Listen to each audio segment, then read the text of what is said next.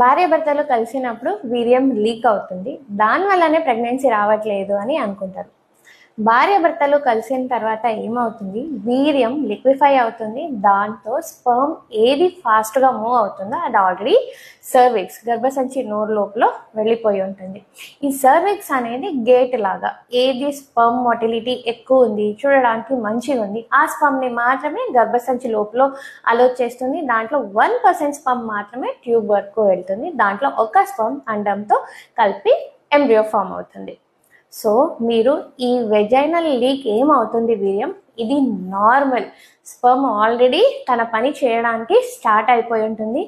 మిగతా లిక్విడ్ ఏముంటుంది 80% అది బయటకి రావాల్సిందే.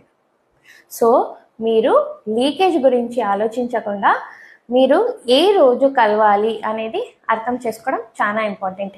మీ ఓవ్యులేషన్ ఎప్పుడవుతుంది, ఓవ్యులేషన్ రోజు దాని ముందు 5 days మీరు కలవడం ఇంపార్టెంట్.